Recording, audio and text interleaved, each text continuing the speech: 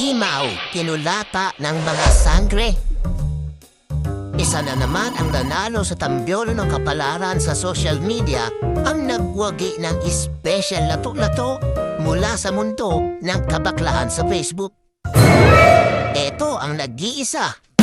And the one and only na class S na pangit na si Ato. Kung ating matatandaan na mayroon pahayag itong si Imaw na nagpatigas ng mga natatagong litid na mga kabaklaan.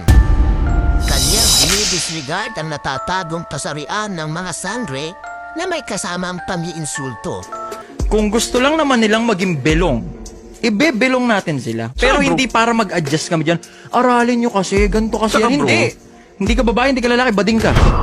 Kahit ano pang tawag mo dyan, ano ako, babae na ganito ganyan. Na basta bading ka sa paningin namin. Di ba, bading, yun na tawag namin siya. Wala ka, hindi na para ipilit mo na, aralin nyo kasi.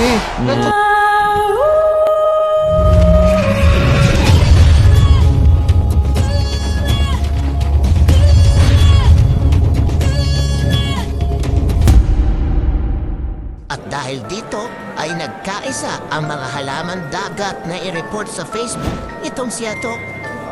Ang resulta na ay ang pagkatapot na nag-iisang class S na pangit. At dahil doon ay nawala ang kanyang Facebook page. Pero ang tanong, ito ba ay binura ni Facebook o pusa itong ginaw ni Ato? Ang totoxic nyo kasi. Para humupa muna ang hukbo ng kabaklaan. Para pag natahimik na ang lahat, ay muli niya itong bubuhayin. Ano sa palagay ninyo?